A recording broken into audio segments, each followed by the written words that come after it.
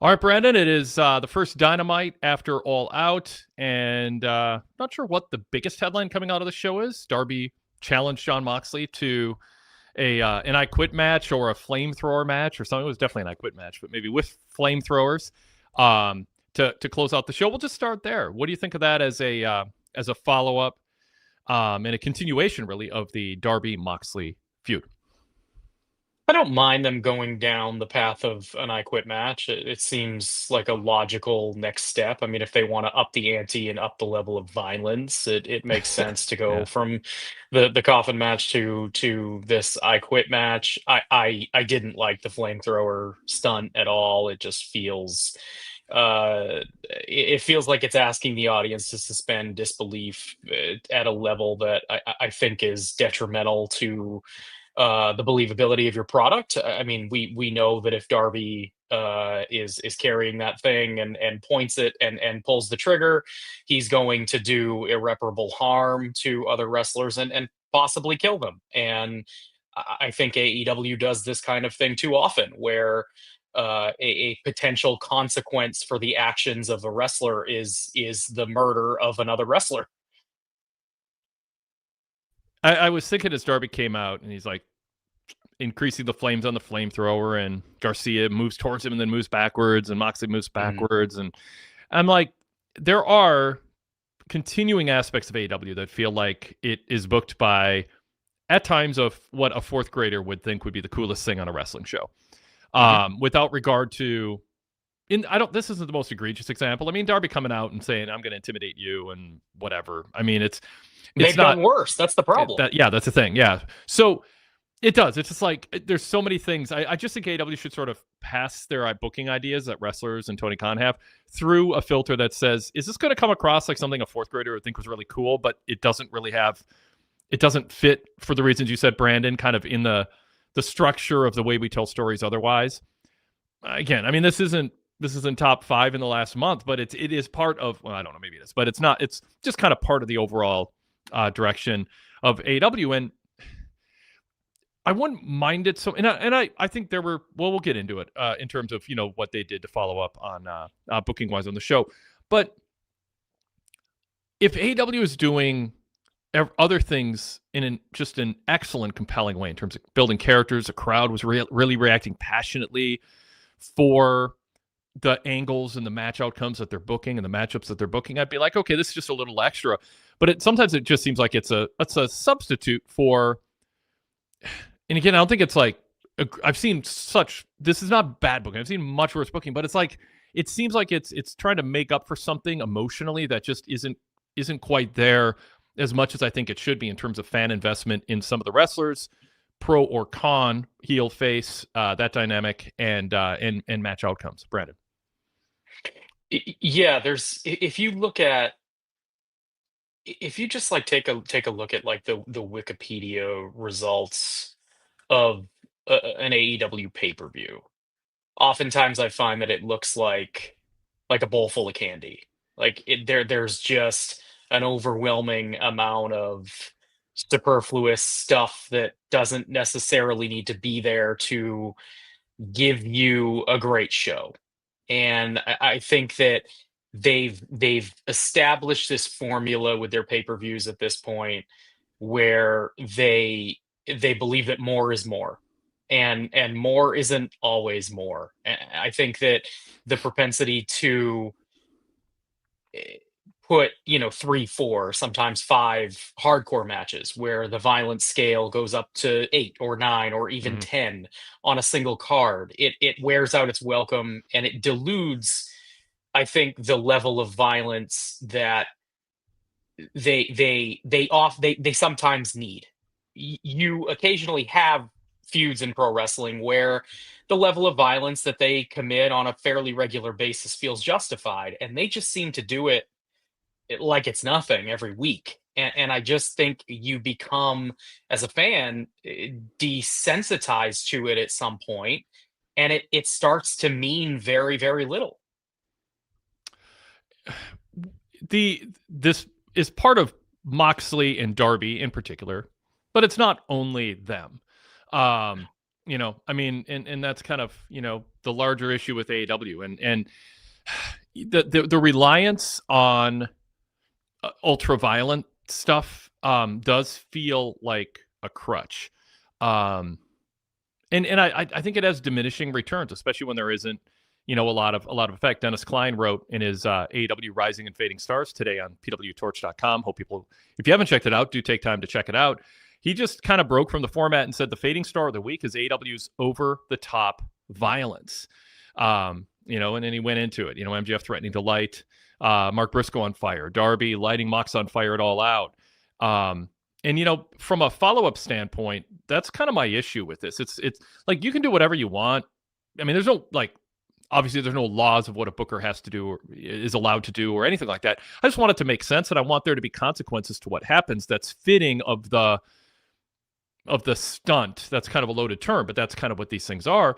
And I just don't think we got a reaction to what happened Saturday that was at scale or seemed to even take into account what happened there. It just and again, I don't want to see, I don't want to hear people go, well, but what about when this happened and that happened and that happened? I was critical of all those things in the past too. Just precedent doesn't make kind of hack booking any better. It just makes us kind of more numb to it. But they do things that are just like this sugar rush of, oh my God, can you believe we saw that? And there's no they just act like, okay, this is how we do business around here. And if you just act like kind of shoulder shrug it and you follow up with something else that's kind of a little bit less or a little bit more violent, you end up with people not really taking it seriously, other than, oh wow, look at that flamethrower, that was intense, but it doesn't have any. You don't have a sense it has any ramifications. And I don't know. I mean, I don't think it's the most effective way to book. They told you it has no ramifications because they just lit Jon Moxley on fire on Saturday, and it didn't matter. Exactly. That's what I mean. Yeah. I mean, the pattern is there. Adam Kidd chimes in the chat. He goes, I don't think Darby is particularly talented, so he has to be a crash test dummy, but Mox is actually talented and doesn't have to do half the crap he does. I don't know if I agree with the premise that Darby's not talented. I'd argue Darby's really talented minus this kind of thing. And it's a shame that this stuff can, that him wanting to take it as far as he does is unnecessary. I think there's some wrestlers who had so little, for lack of a better term, talent. They wouldn't be able to justify their TV time or their place on a roster, that they had to resort to hardcore hack garbage wrestling. And Darby doesn't have to do that. He just likes to do it. But obviously I'd dial it back. I think Darby is a compelling, talented figure without it. What do you think, Brandon? I've never been a proponent of Darby Allin. I've never really been a fan of the style, the character, any of it. But I don't think that he's talentless by any stretch. I think that the character doesn't work for me in particular. But I certainly don't discredit his ability. And yeah, I would much prefer to see him do something a little bit more straightforward than rely almost exclusively on this. So Zach Barber asks in the chat, Brandon, how did Mox getting lit on fire not matter? He didn't wrestle. We didn't see his back. He wasn't engulfed in flames. So correct me if I'm wrong or if you're looking at it a different way, Brandon, but my issue is someone tried to set someone on fire. If you try to rob a bank and you fail, you still get arrested and you go to trial or you plead guilty and serve time. Whether someone is burned alive, burned slightly, burned severely, or someone tries to set someone on fire and someone intervenes before it happens, that is a really big deal. That is that's not it's not within the parameters of wrestlers wrestling within the ropes to try to win titles. So that's the point. It's not, Moxley was walking around and so he must be okay. So let's just pretend it didn't happen. Well, then why do it in the first place? The reason you do it is because it's so it's not just visually amazing, where people are just, I can't believe he did that, but there should be some effect. But of course, that pattern is there. You can put plastic bags over people's heads and you don't get suspended. You just show up, you get your paycheck, and you get let through the metal detector on your way into the building to clock in for work again. I mean, it's just, why should we care if Tony Khan doesn't care as a figurehead and real life executive, but figurehead is storyline wise here. Yeah, I mean, I'm with you there. And Zach was also arguing against there being, several hardcore matches on the show, just based on a semantic the semantics of what the definition of hardcore is. I mean, there were matches up and down that card that featured weapons and hardcore action. I just think that it's not a Yeah. good faith argument at all. Yeah. Yeah. All right. Well, let's pause and introduce the show, and then we'll cover more on this and other topics from the show. We got Tony Khan's big announcement of women's tag team titles being introduced. We'll get some of your thoughts on that, Brandon. We're going to bring Chris Lansdell into the conversation soon too. He's got some things to say about this episode, and we'll read more from the chat and also check the inbox. This is a Wade Keller Pro Wrestling post show for Wednesday, September 24th, 2025, and I'm Wade Keller, host of the show, editor, publisher, and founder of the Pro Wrestling Torch weekly newsletter and the website PWTorch.com. The paper copy mailed out today. Headlines with Lesnar destroying Cena at the ESPN PLE, but AEW All Out sharing the front page with the sidebar column there with my report on that show. We've got roundtable staff reviews in this week's paper copy newsletter. We also have a full-page newsletter exclusive column, which is also posted in podcast format with Greg Parks, talking about the possibility of AEW countering WrestleMania going to Saudi Arabia with a big weekend in the United States. So for details on getting a PDF or all text copy of the Pro Wrestling Torch newsletter or home delivery, go to pwtorch.com/govip. It's one of the many things you're missing out on if you're not a VIP member. That's pwtorch.com/govip. We are here to talk AEW Dynamite, and we already got a good start here in the opening Block A, talking about the Flamethrower, Darby and Mox. They're going to be wrestling at Wrestle Dream in an I Quit match, apparently. But we got a lot more to talk about, and the voice you've heard so far on the podcast side of things and the face and voice you've seen and heard so far on the YouTube side of things is Brandon LeClair, PW Torch contributor, often host of Wrestling Night in America, although he wasn't able to host this weekend. But Brandon, it's great to have you here for your take on not only Dynamite tonight, but also a little bit on the happenings at All Out on Saturday. Welcome. Thanks. Glad to be here. Great to have you here. So if you want to be part of the show, if you're watching us live on YouTube, on the PW Torch YouTube channel, just search PW Torch or Wade Keller. You'll see our channel. Subscribe, set alarms so you get alerts when we go live. You can also find the direct link to each post show after Raw, Dynamite, and SmackDown in my TV reports at pwtorch.com. Same thing in our reports on pay-per-views, PLEs, and NXT on Tuesdays, by the way. Look for a link in the reports at our website, pwtorch.com or pwtorchvip.com, the ad-free version for our VIP members. You can also email us at wadekellerpodcast@gmail.com, wadekellerpodcast@gmail.com, especially if you listen to us on the podcast side of things, want to be part of the show, but you're not going to watch us live, or if you just want to write a longer form question that fits the chat. And you can also be a VIP caller, audio only or audio and video. You can find a link to that in my TV report at pwtorchvip.com.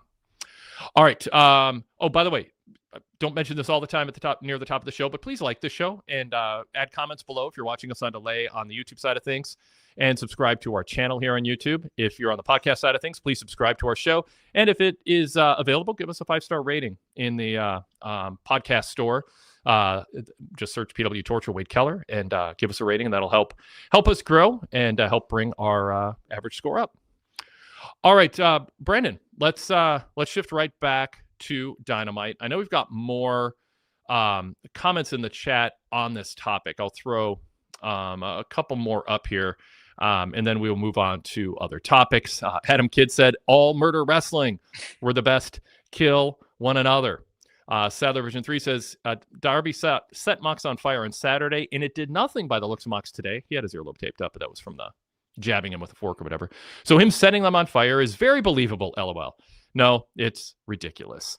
Edwards Ladex says, maybe Darby could set the women's tag titles on fire. Well, we'll get to that soon. Get your opinion on that.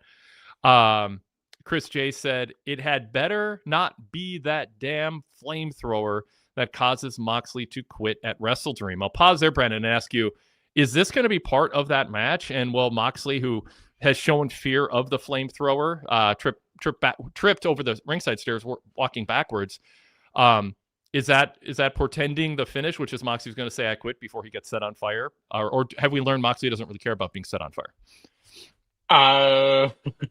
Possibly, but I would imagine it will have something to do with the match. I mean, probably the finish in one way or another. You would think, given that they set up, they did a fire spot over the weekend, and then they brought it up again tonight. You would think that it's it's going to be involved in some way. Pupil Parsons in the chat says, this was a really fun show. I enjoyed it from start to finish. It reminded me of early AEW. Of the things Darby does, the flamethrower is low on the list of things that concern me. I don't know if that's a compliment or not. But King of Strong Style said, one hell of a follow-up to the pay-per-view. Derek Mitchell said AEW is coming off a good pay-per-view, but head-scratching booking again. So a variety of opinions there, and we certainly welcome a variety of opinions. Zach, earlier, by the way, in the chat, we already put up a comment. He goes, oh, come on, Brandon. We've watched Darby light Jack Perry on fire. Which, again, is exactly the point. Yeah, I mean, Zach, come on. You how many times do I have to say past stuff that we think was stupid is not a case to justify something new that was done that we think is stupid, or counterproductive, or over the top, or poorly followed up on. Like, and I'm not saying that's exactly your point, but like so often we'll say, well, this doesn't make any sense, or they didn't follow up on this, and someone will go, well, but it's not the first time it happened, so therefore it's okay to keep doing it. You shouldn't criticize it, and that's how that kind of comment comes across. Sadler Version 3 says the fire stuff is so dumb, but it'll never go away. Mox didn't even sell his fire spot from All Out, so how effective is it? Adam Kidd, did I already read this? I don't think Darby's particularly talented, so he has to be a crash test dummy, but Mox is actually talented. Yeah, I read that one. I know there was something similar to that. Pupil Parsons said, Mox clearly enjoys the violence for the sake of violence, and Tony Khan is too nice to say no. I don't think Tony Khan doesn't like this. I mean, Tony Khan is booking to younger Tony Khan who loved ECW, and that was the first show his dad took him to. Brandon, I get the feeling this is not something where Tony Khan is going, oh God, Moxie wants to do this again. I think he is an endorser of this. Yeah, I mean, I think if it were solely a John Moxley thing, then you wouldn't see it up and down the card with regularity, and you see it at various levels. Yep. King of Strong Style says what you said, Brandon. This isn't even the first time Darby set someone on fire. That is the problem. That is not a defense. And Sadler says Darby's actually a good wrestler. I think he's talented. He just unfortunately relies on a lot of the garbage stuff.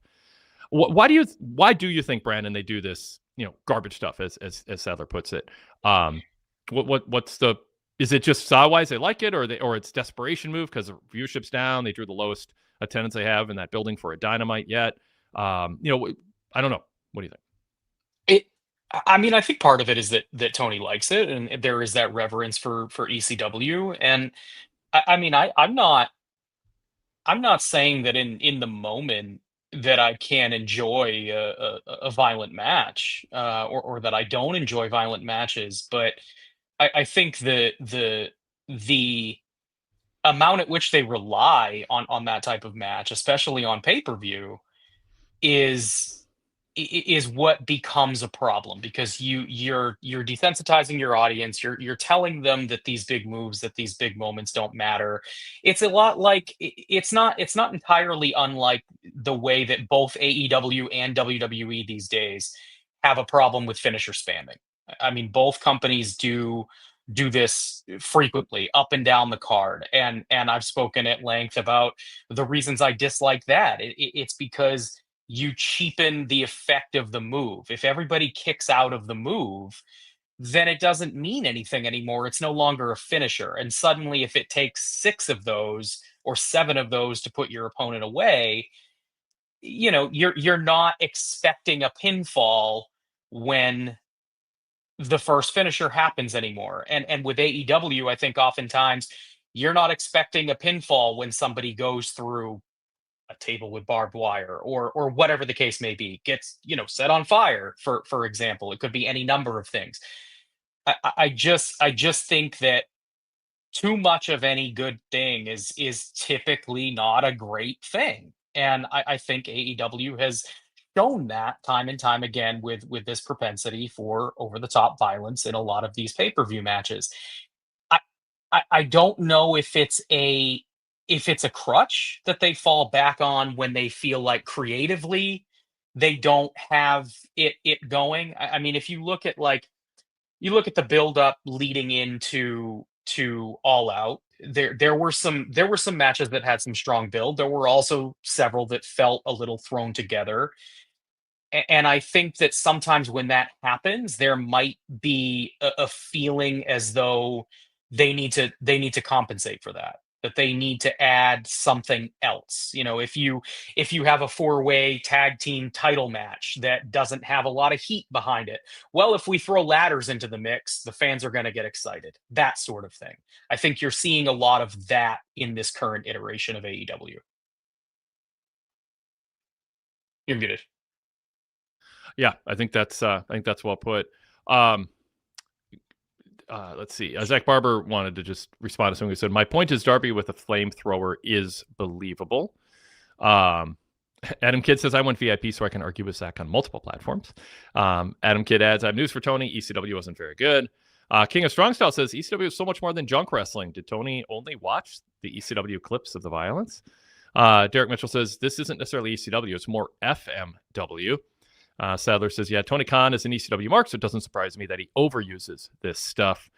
King of Strong Style says, "So it's easy. It's easy, Wade. There's a fan base. Their fan base is very indie, and Cage Match loves it and star ratings." So the idea is Tony is getting feedback that reinforces or validates his decision here.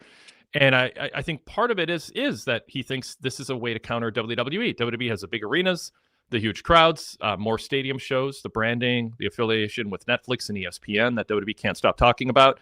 And they have who are perceived as bigger stars by most fans, certainly more of them.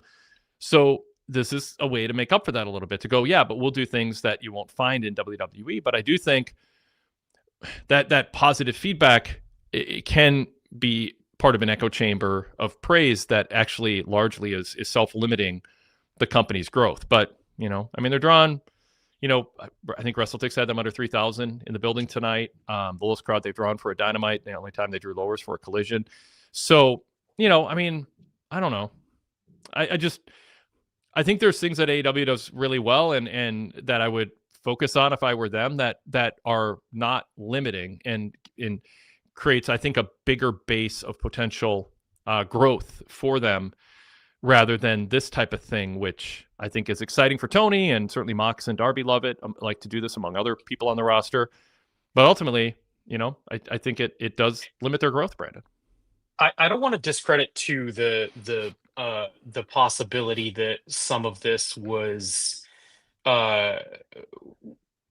caused by the bad injury luck too, because if we're saying that Tony tends to book this way when he feels not necessarily backed into a corner, but maybe rushed to put a show together, and he doesn't feel like the stories are connecting at a significant level, then it's definitely worth noting that they were handed some tough injury luck in the way of Will Ospreay and Kenny Omega, that significantly hamper what they have at the top of the card. I mean, it doesn't feel to me like if those guys were available, and nothing against Kyle Fletcher. I think Fletcher is incredible, but I don't know that they would have gone to a Hangman Adam Page Kyle Fletcher main event at All Out this year if they had the wrestlers that they thought they were going to have available.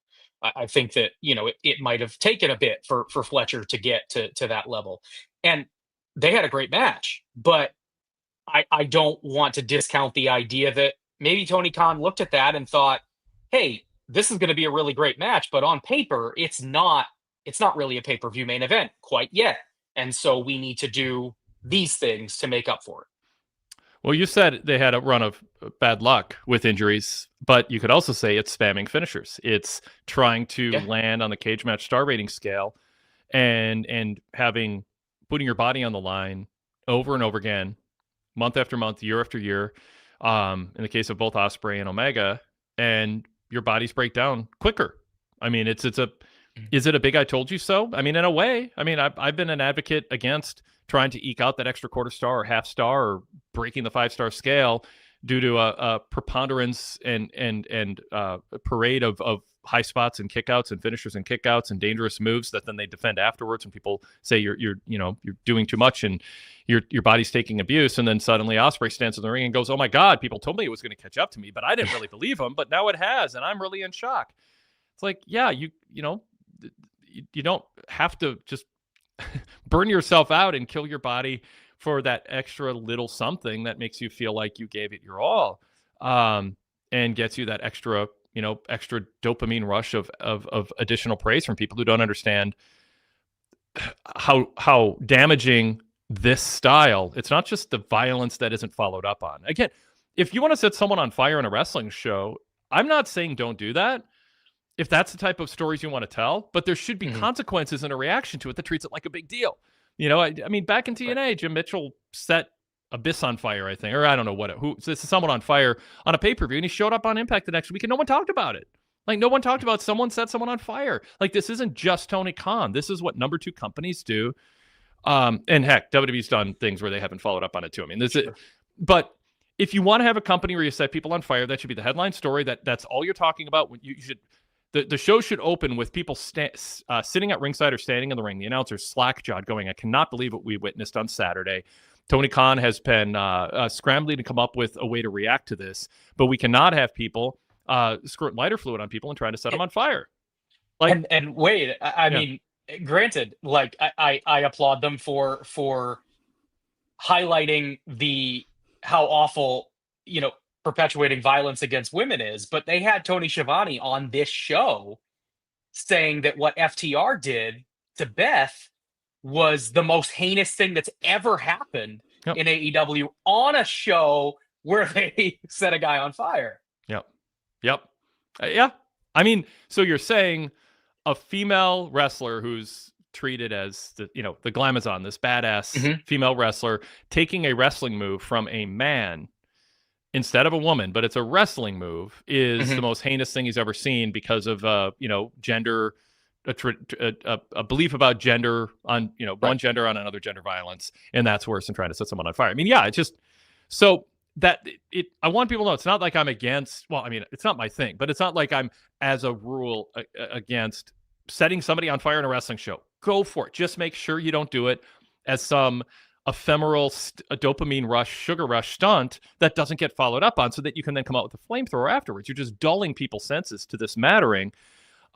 Setting someone on fire should be a big deal. And if you didn't do it in the past, then it should be something you start doing the next chance you get. Like the lack of follow-up in the past should not be justification to not follow up on it in the future. I just don't think that's crossing their minds as being important. Zach Barber says, Tony Schiavone specifically said it's the worst thing he saw in the ring. But even I guffawed at that. So you defended Zach, and then you're not defending it, but yes. Yeah, I mean, Scott TPA says, it makes no sense for Mox being there tonight. I mean, Moxley was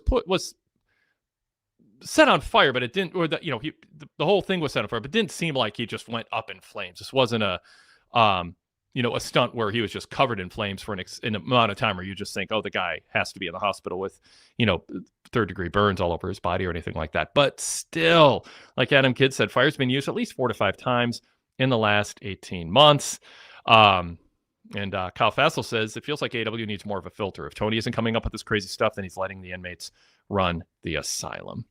There's always been a lot of talk about how Tony Khan needs a booker, or he needs a team of writers, or whatever the case may be. And I mean, I'm inclined to probably agree with that, but let's just say, for example, that he's and it seems as though he's vehemently opposed to such a thing, wants to handle these shows by himself.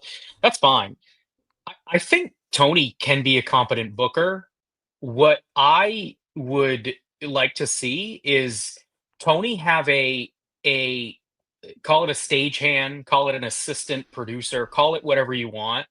That person isn't to write angles or book matches or any of those things.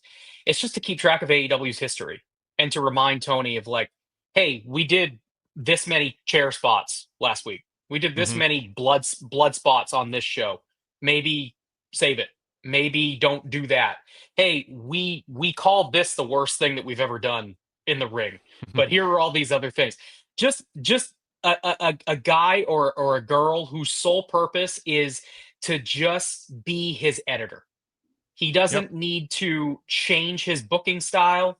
Just rein it in a little bit. Say, hey, maybe we save this for a couple weeks down the road, or maybe not this week. Just that type of thing. I think that something that small would bring a significant level of improvement to the product. And I think it's editing, but it's also adding follow-up at scale. That takes into account the weight of what a wrestler tried to do. Like Mhm. the reason that setting someone on fire is a big deal isn't because fire is colorful and hot and looks cool. It's because it burns flesh and it can kill someone. It can put them in a hospital with burn treatment for weeks or months to recover. And they'll be scarred forever. That's why it's a big deal. So when you don't sell it and you don't act like it's a big deal, then you're just going, oh yeah, we did it as a stunt just because it would be cool in the moment. And that's it. So, Fan Blast says in the chat, I just figured out what AEW needs in a nutshell. They need maturity. Be mature enough not to do everything that pops into their heads. Let things breathe. Don't spam finishers. And a pay-per-view at 3 hours. Yeah, I mean, I think there would be greater benefits to that. Pupil Parsons says AEW is a pay-per-view company struggling to understand how to be a TV company. I mean, in a way, AEW was born, Brandon, out of indie super shows like PWG and big Tokyo Dome shows. New Japan is not a weekly episodic TV series. It's built around big. It's built around matches and culminating in big shows. That's the world Kenny Omega and the Young Bucks came from. It's not the world Cody came from. That's where they ended up, with some philosophical differences in how to go about things. Moxley told me when I interviewed him, when he jumped from WWF to AEW, he told me, he's like, I would work for CZW for free before I would go back and do more skits that Vince McMahon did. Like, Mox is not shy about this being his style. And if Mox wants to do it, great, but just make sure that he or the booker make sure that when you do it, it counts for something and we don't become numb to it over time. Now, Zach has a question. He goes, serious question, Wade. Who exactly are the fans out there who haven't been reached yet? Because that's me saying, that you're limiting your audience. Well, the fans who, I used to talk about the second million, like AW needs to build to the second million when they had a million. Get the first million back. Get the second, get like the hundreds of thousands of people who aren't watching now who once were, get them back. There are people always sampling a product and it can grow. And there's people who have been watching a product and they'll go away.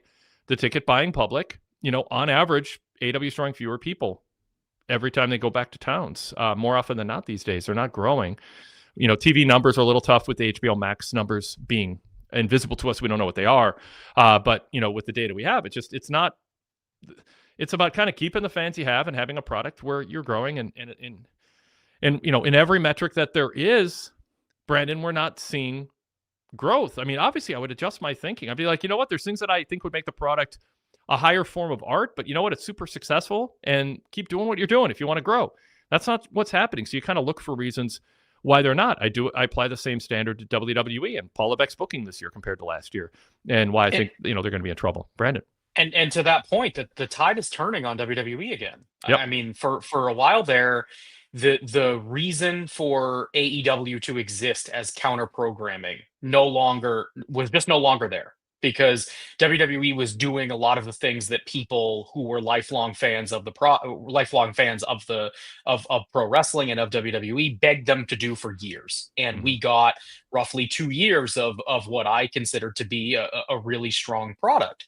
But that has wavered significantly, and you have people who are checking out again, either for creative reasons because they're certainly in a creative slump, or for the political reasons that are popping up. There are going to be a segment of fans who are checking out of WWE because of what they see either on screen or what they perceive off screen, and they are still pro wrestling fans, and they could go to AEW, but so far they're not.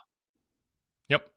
And that's a great point. There are pro wrestling fans out there who are looking for a product that they can feel good to support, a brand that they feel good to support, but the product has to be there to pull their attention away from all the NFL, NBA, NHL, streaming movies, movie theaters, playing board games at home, reading a book, scrolling your phone with something on in the background. There's all these things that people are doing that if you're creating a product that has a wider reach to it, or that just makes more sense, where the things that happen have consequences. I'm all for it. And by the way, I want to shift to talking, and I'm sure we will, about things I liked about this show. Even some that go against some things that are happening in the chat. I think, like Kyle Fletcher, Hangman going, I want you to impress me. I'm going to be watching you closely, kind of like I haven't given up on you. And then Fletcher coming out and saying, hey, it wasn't my night, but it proved I belong. It wasn't a super heelish promo. I don't know if that's good or bad, but it felt like human beings reacting to an outcome of a match that didn't involve a flamethrower or a bunch of interference or stunts. It was a young challenger in his first pay-per-view world title main event coming up short, owning it, and going, but I looked down and I woke up and I realized I'm TNT champion. I'm going to have a great reign. And I want to end a winning streak as kind of my, rebuilding after kind of hitting my head on the ceiling for now. But Hangman, I'm coming for you again. That's grounded. It's realistic. You can say, I think you can make the argument Kyle Fletcher is better off if he's going to be heel a while, throwing more of a fit, denying he lost, coming up with excuses. You can make that case, but at least what you saw, whether you think it was the best route to take or not for the characters involved, it's grounded in something that's relatable and that feels like how human beings would react, athletes would react to things that happen. Brandon, your thoughts on that, and then I'll bring Chris Lansdell into the conversation, let him react to what we've said so far and maybe introduce some other topics.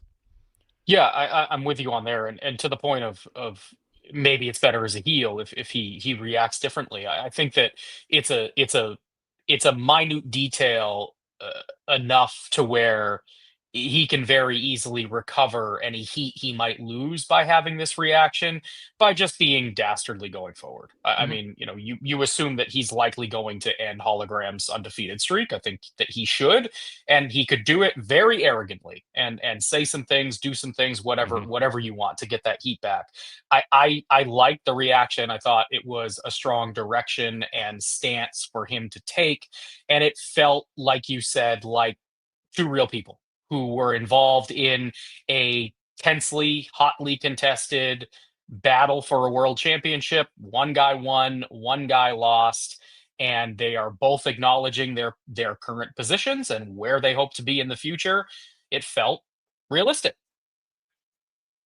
Yep. All right, very good. A couple comments in the chat. Kyle Fletcher's next move is to challenge Hologram for a streak. That's very underwhelming, in my opinion. Darrell Freeman says Kyle Fletcher did his thing with this promo and showed a real direction. He's going to rebuild himself back to where he wants to be. And I think those are two valid, reasonable perspectives. It's underwhelming, or, hey, that's what you do. You go, I lost. I'm going to try to accomplish something else. But as Kyle Fassel says, Fletcher came off to me kind of like a babyface in that promo. It could be foreshadowing a turn with that vibe.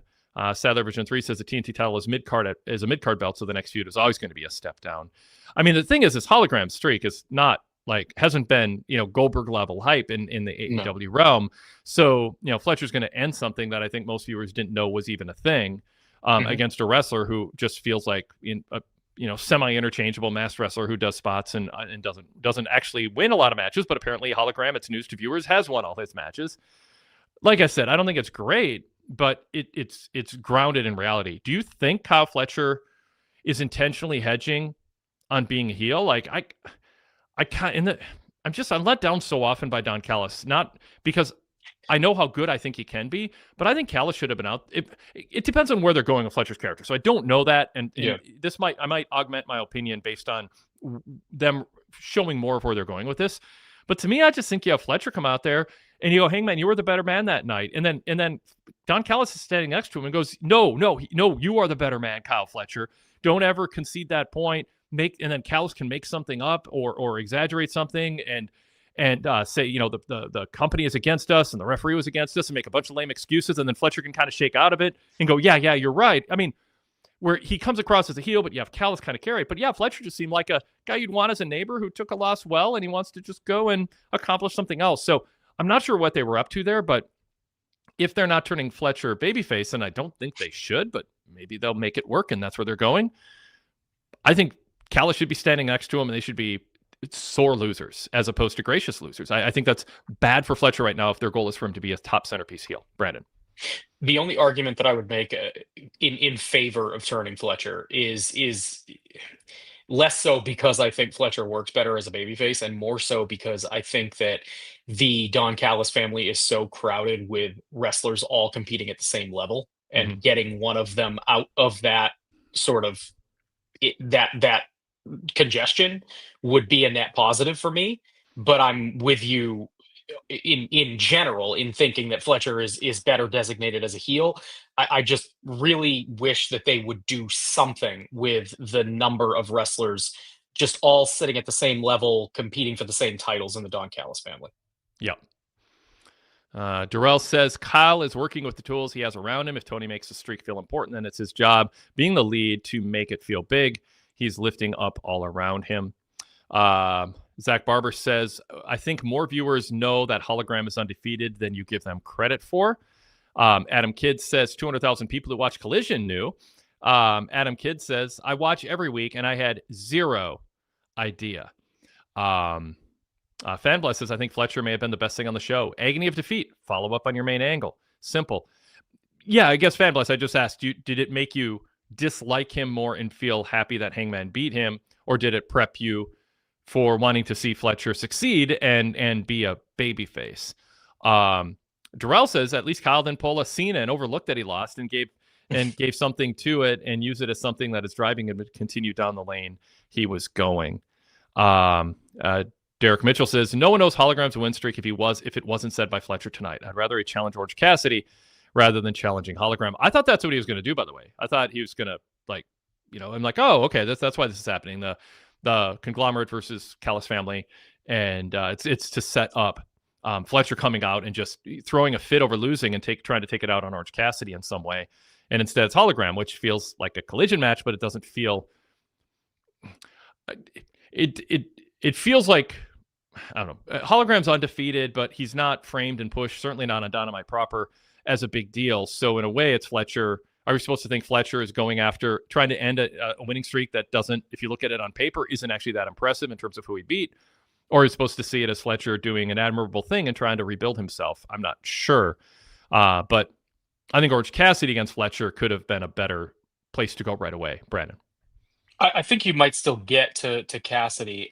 To me, it all depends on what the follow-up to this is. How do they book that match next week? I think that it's a net negative for Kyle if they go 50-50 and Kyle wins in the end. But if Kyle Fletcher just dominates that match, beats the living hell out of Hologram and pins him in 5-6 minutes, then I think it's the right move. I mean, Fletcher is important enough to this company that I think that sacrificing someone at Hologram's level to him in pretty close to a squash is worth it, and will get you one back to where I think that you're assuming they want to go with Fletcher, and two, if he is really arrogant about it and beats him up, continues to beat him up after the match, just makes a fool of the guy, then that can bring Orange Cassidy into the fold and set up a more even matchup.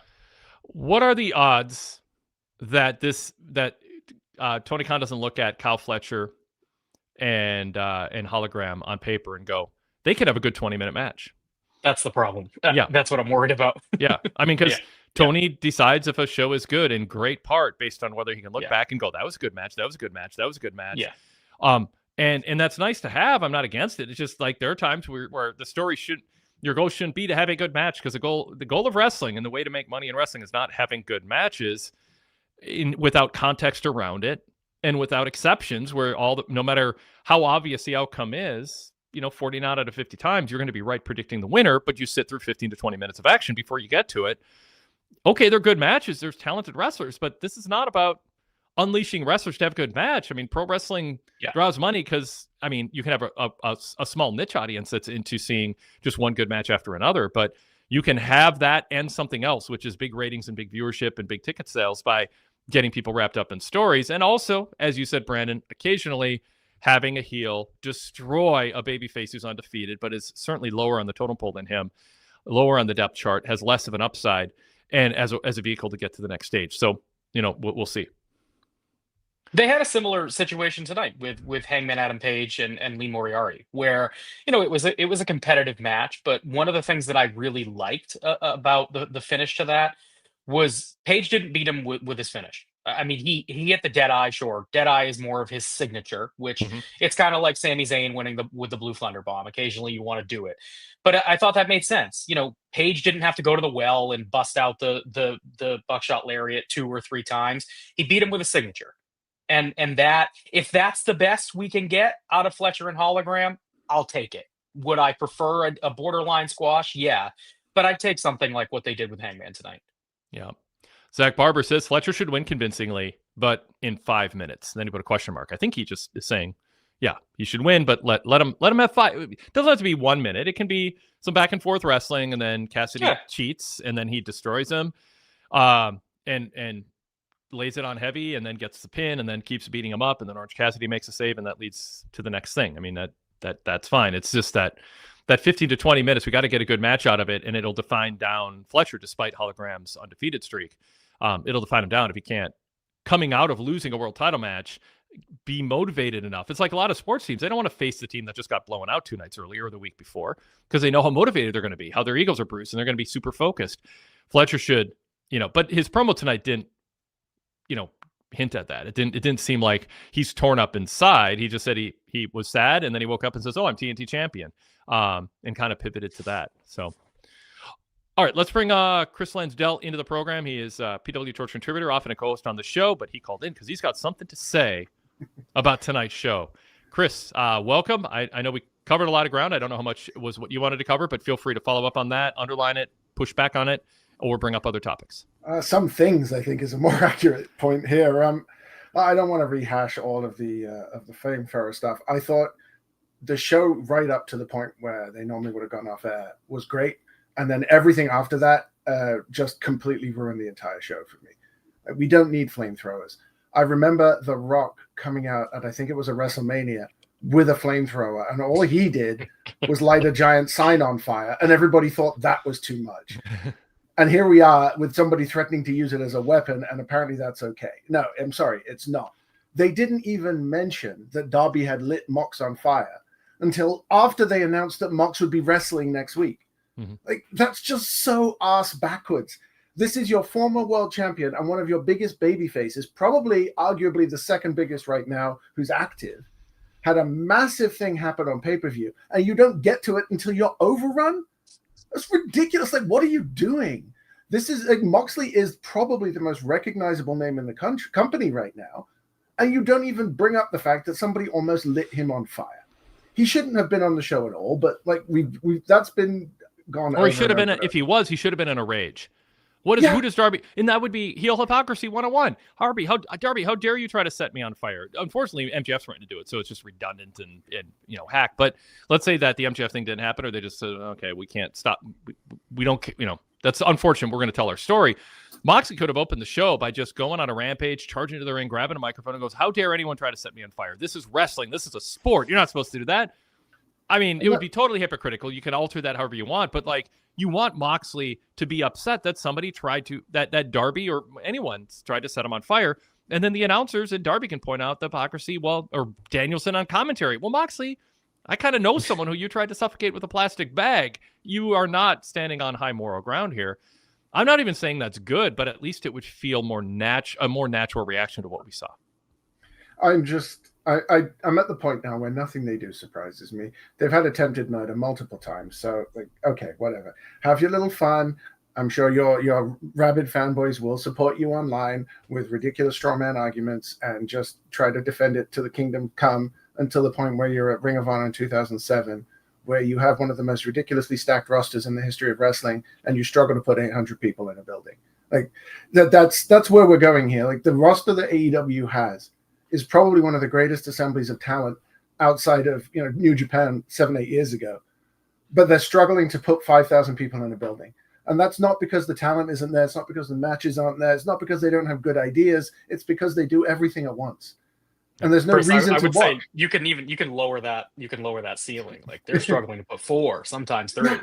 But like, there's no reason to watch week to week because you're going to see everything in 1 week. What have they got held back? Like, how do they escalate this?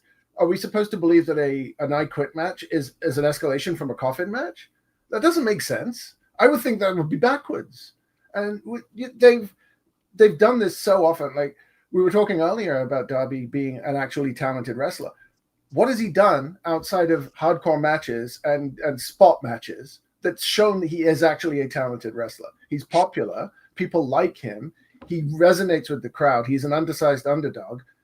But he doesn't actually have a resume of matches you can point to and say, yes, this shows that he can go in the ring outside of those spot monkey matches. I don't mind the guy. I don't think he's awful. And I'm fine with spot monkey matches, as you put it, if there is uh, um, a cadence and a pace too. I'm trying to figure out the right way to describe. Like of course he's going to take wild bumps. Of course he's going to have to jump from high places and use unconventional means to make up for being smaller than almost every opponent he ever faces.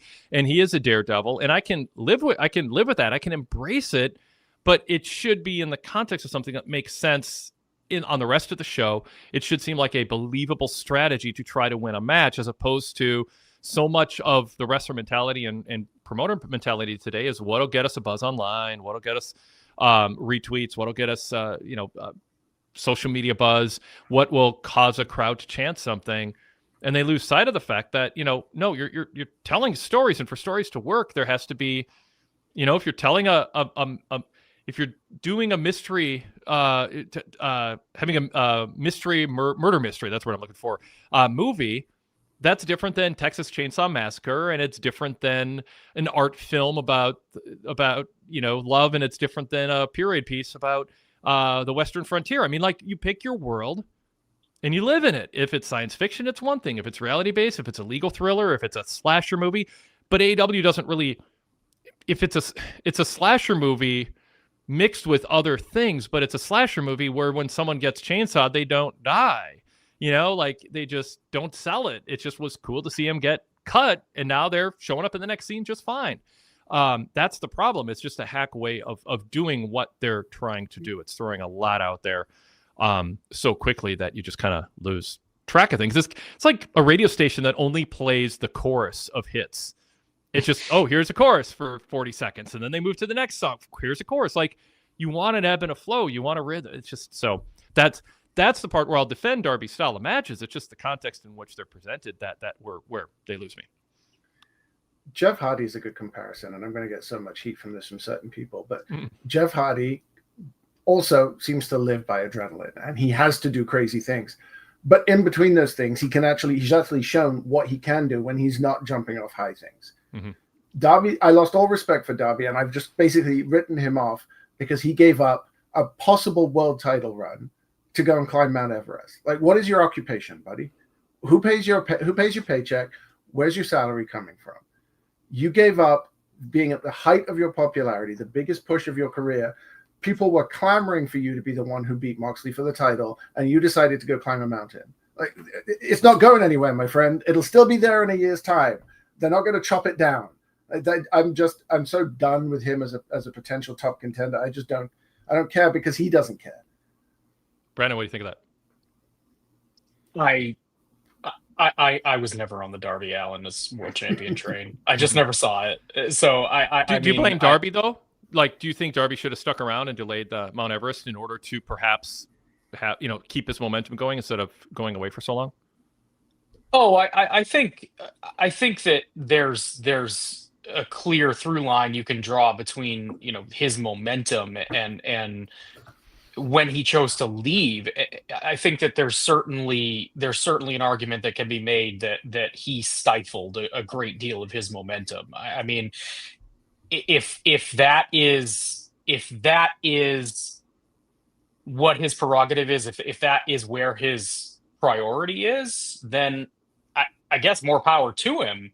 But I don't think he now has the right to complain if he's not pushed back to the ceiling that he perhaps was capable of before. I mean, I don't have a problem with wrestlers pursuing other interests if that's what they want to do, but they have to accept the consequences of their action. If it's going to mean a delay in their push or a complete cancellation of their push, then so be it. And I don't know that Darby cares one way or another. I'm not trying to say that he is complaining that he's now not getting a world title shot. I don't necessarily think that's the case, but I think it did certainly stifle the momentum. I mean, you're not hearing the types of reactions for Darby now that you were at that period of time. I mean, He's still over. He's still a beloved character, but I don't view him in the same category as your Hangman Adam Page or your Will Ospreay or Tony Storm. I don't look at him that way. Can you imagine like a quarterback in the middle of NFL season going, I'm going to go accomplish a life goal that doesn't have to do with football. and I'm going to do it for charity, and I'm going to do it to raise publicity for my team and the league I play for. I'm going to put whatever, a flag of my football helmet for my team on a pole on the top of Mount Everest, or the NFL flag. People be like, no, you're a football player. Let's go win the Super Bowl. Do that in your off season. The problem is there's no off season, in AEW, and Darby does have this as a goal, and from an age standpoint and whatever. I mean, I'm not as down on it, Chris, as you are, but it did come with a price, and he has to live with that price. I think he believed, one, I really, really, really, really want to do this, and I'm willing to pay the price of people like Chris Lansdell who think I'm not focused enough and single-minded enough on taking advantage of my career and my job right now. And I think he was willing to take that heat, with the idea being that it also might help him get over if he accomplished something that is, kill some people. It would add to his gimmick, and in the long arc that he might be better off, or at least it would mitigate a lot of the downside. And I'd be fine with all of that. Just to add to your analogy with the quarterback, I mean, I'm not an American football person, but if it was in the middle of the season when he was getting buzz as being the MVP of the league, yeah, that's the point that's missing here. If he had just come off his TNT title run, or TBS title, I forget which one is for the men, and then went and did it, sure. Or if he beat Moxley, held it for a couple of months, and then lost the title and then went to climb Everest, sure, because there is no technical offseason in AEW, but they have given top stars time off to refresh them over and over and over again. Yep. And they could have done that with Darby once that session or phase of his push was over. Everest isn't going anywhere. And yeah, I know he's not getting any younger, but 6 months would not have made a big difference. But I wanted to point out some of the stuff I actually liked about this show, because there was a lot. Yeah. And I think one of the biggest ones was, it feels to me like AEW has decided, okay, what set us apart when we started? We had a tag team division and we had a strong women's division. And it seemed like tonight they were really focusing on both of those things. Mm-hmm. We've seen Jurassic Express are going to be put back together. We've seen more tag teams like Jet Speed are really starting to establish themselves. FTR seem to be putting themselves back in the picture. We got multiple women's segments on one show for the first time in I don't know how long. Initially, I saw the women's tag titles and I thought, oh God, here we go. And then I started thinking about it. Okay, you've got Toni Storm and Mina Shirakawa. You've got Sky Blue and Julia Hart. You've got TJ. You've got Athena and Billy Starks. All possibilities to contend for that title and be there at the end. They have plenty of teams that are already established and built up that could actually make this division work for a good while. You've also got a new women's champion. I got a point about her in a minute, who hasn't had a title for a while. It opens up a whole bunch of fresh feuds. It just feels like they're refocusing on some areas where they feel maybe WWE is a little weaker right now. This is going to set them apart. And it seems like a good way to go to me. Brendan, what do you think of the women's tag titles being introduced as Tony's announcement tonight? Yeah, I mean, generally speaking, I've harped on AEW for the number of titles that they have on their shows, and so, gut reaction is to not be terribly pleased with this. But given that it's a women's title, I'm not terribly opposed. I continue to have significant issue with the amount of secondary titles from Ring of Honor and other companies that are featured on their shows that I think water down their own championships. And if they're going to add another set of titles to their roster, I really wish that there would be just a hard stop on featuring all these other belts promotions. It's fine if Mercedes is carrying her 9 belts to the ring, as long as she's not defending them on AEW TV. Let her do that elsewhere. I just think that it becomes too much like a participation trophy, even that if that's not the intent. My getting back to the women's titles in particular, my concern with the tag titles, and this was brought up earlier in the chat. I don't recall who brought it up, but it's such a huge roster with so much talent up and down the card, and so many wrestlers do not get featured or exclusively get featured on Collision because Tony is hell-bent on having 15 to 20 to 30-minute matches on his 2-hour television show. That when you introduce new championships, I just fear that this is going to become a Collision special, and people aren't watching Collision. I mean, I get, they're whatever it is, 200,000, but they barely treat Collision like it's anything other than the redheaded stepchild. I mean, they don't treat it like a serious piece of their company. They hardly highlight it on TV. The stories that they put forward on Dynamite usually don't carry to Collision. It's very rare. If they do, they'll give you a quick blurb about it on the following week's Dynamite. It never feels like you need to watch Collision. So if that's the case, then I just wish that if they're going to introduce more of these titles, that there would be a pullback on some of these 3-segment matches in order to get more of their roster on their flagship show. Either that, or if you're hell-bent on keeping Collision as part of this roster with the size roster they have, I mean, do you do a brand split? Is that how you get people to watch Collision? Because what purpose is it serving right now other than peripheral wrestlers who they don't have time for on Dynamite wrestling on a 2-hour show that few people are watching? And I'd say Collision is like a lot of people who want to get in shape and have a gym membership where you get excited for one weekend and then for 3 weeks you don't go. And then you're like, oh, I better go take advantage of it. And you go and you get a workout in, maybe 2 or 3 that week. And then you go another few weeks. That's how Tony Khan treats Collision in terms of hyping it. Like, the rate, our viewership was at 195,000. We better load up the show the next week. Oh, good, 300,000. We made it. Oh, then the next week, 235,000. It dropped down. Like, there's no consistency to showing the Dynamite audience a commitment that this is a must-see show, and you're going to commit to it every week. It doesn't have that identity. Derek Mitchell, to that point too, you're saying that sometimes they load up that show to try to pull in a rating, but when they do, the wrestlers they're putting there are not involved in consequential segments. It's just something that they can quickly recap on Dynamite and say, hey, here's what you missed.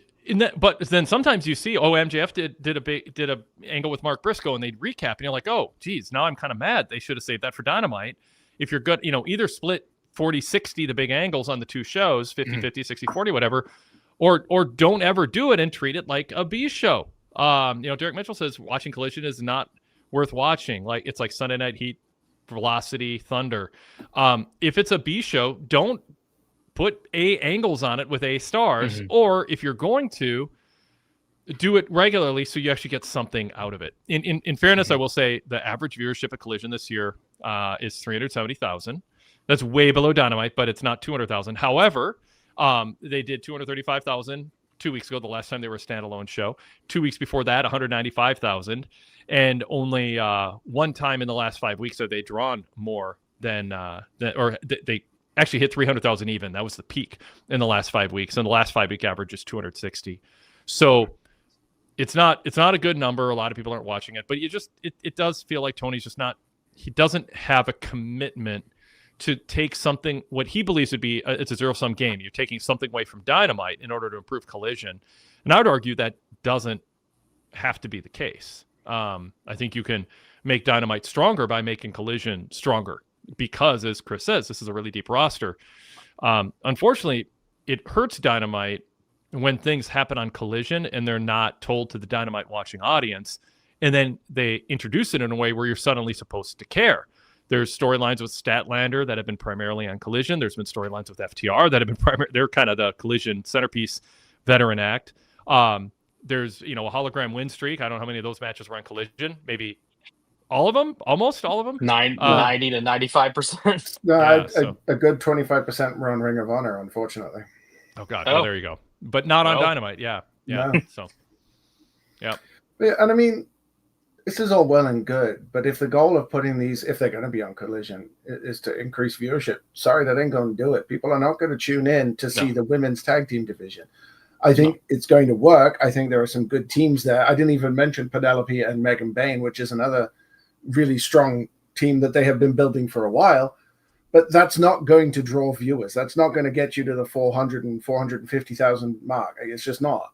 It's a good idea. I hear what you're saying, and I completely agree that titles need to be toned down and they need to take all the extraneous ones away. I tend to give a bit more leeway when it comes to tag team divisions. I don't think I've ever heard anyone saying that they need to get rid of the men's tag team titles, for example. No. Having women's tag titles, especially when you have that many women on the roster, I'm willing to give that some leeway as a slightly different type of belt. It's not yet another singles title, which we definitely don't need. I completely agree with you there. On the point of Statlander, though, I was a little surprised that they gave her the title. I don't hate it. I am a Stat fan. I think she's got potential. And she's just never really fully lived up to it. But I fully expected, given the location, given the main event status, and the fact that we were going to see this heel thing for Statlander come to a head, I fully expected Britt Baker. And the fact that she didn't show up and join the Death Riders, does that basically mean she's done, completely gone, never to be coming back again? You're muted. My reporting at the start of the year was they thought she was more trouble than she had become. She was becoming more trouble than she was worth. I think there's a real opinion, pretty widely held opinion, that she was valuable when the roster was thinner, and she is in the bottom quadrant of talent, and is a headache behind the scenes. And there's things I've heard I can't report, and other things that I haven't been given in detail about why, management's frustrated with her. I just think they look around that locker room and they think there's a lot of women that deserve TV time, and we don't have enough of it, or we're not distributing it to them. And, that's Tony Khan's approach. Marco Stunt was like, I did something wrong and Tony won't talk to me. I just tell me what's going on. Whatever. That's, there's a sort of a passive aggressive punishment that Tony Khan doles out as a non-confrontational person, who also, I think, is a man of principle when it comes to what he expects of people he, quote, gives opportunities to. And so, I'm not saying Britt will never be back, but I got the feeling that they aren't. There's not a lot of clamoring of people who have dealt with her wanting to deal with her again. That I'm not even taking sides on it. I'm just reporting. Don't be mad at me for saying. I'm just saying. I got the impression people in the front office and top management, they're just like, it's kind of a relief we don't have to deal with her. And she can give her side if she has one, if she ever wants to talk about it. But the Chris Statlander thing, though, Chris, I don't know who she is. I don't know if she knows who she is. I don't think she has an innate, obvious charisma. She's all over the place. I don't think fans thought, no, Chris, don't join the Death Riders, or yes, Chris, join the Death Riders, with the idea being one would be better for her than the other, because we don't know who she is. Her character's been all over the place. I've never really felt that we've gotten a genuine moment with her in all her time on TV. About who she is, what drives her. There probably is something I don't recall, but is there just a sense of who is she? What drives her? What at the core is her character? What is she willing to do and not willing to do to get ahead? Is she inspiring, or is she, I don't know. I just don't know. I don't think it's obvious. I think there's a whole range of personalities where you see them and within 2 weeks you know who they are. With Statlander, she just seems like a wrestling fan who indie wrestled and had a silly gimmick and then brought it over and didn't have the wisdom or foresight to drop a silly gimmick without context and decide who she's going to be and be a multi-dimensional person. I don't know. It sounds like I'm bearing her. I'm more wishing upon her that Tony Khan and the booking team to sit down with some veterans and go, who are you? Let's figure it out. Let's tell that story. And instead, it just feels like it's just sort of fantasy booking. Oh, will she or won't she? Will she or won't she do this? Will she or won't she do that? And it's like, well, the people aren't invested in her outcome because we don't really know who she is. Zach Barber says she seems like a naturally awkward human being. Well, you can tell that story if that's the conclusion of who she is. Kyle Fassel says what you're saying, Wade, is an AEW wide issue. Sadler version 3 says Statlander is great in the ring in my opinion. I'd say she's very good in the ring. I don't think she's great. Let's save the word great for people who are great. But the character and mic work was bleh. I was shocked she won the title. I thought they'd go with shiny new toy, Tekla. Kyle Fessel says Stat was best with Stokely as a heel. Brandon, what do you think about all this? Yeah, I like Stat. I've liked Stat since the beginning, but I was just baffled by this decision. Honestly, I get that they likely want to move Toni Storm into challenging for the tag titles with Mina Shirakawa, and that makes sense. But to have what I thought was a really impressive women's world title run, maybe one of the better ones in company history, to have it end unceremoniously in a 4-way match with 3 challengers who did not seem at Toni Storm's level at any point. And I say that as someone who really likes Jamie Hayter, but Hayter has just not been put in a position to look like Toni Storm's equal since her return. It just felt so short-sighted to me and so underwhelming. And they got a big reaction for it on Saturday, but I think it was one of just complete shock, not necessarily excitement. And when Statlander came out tonight, she got a pop, but it wasn't look, here's our fresh new champion that we're so excited about kind of pop. It was just, yeah, we like you, congratulations.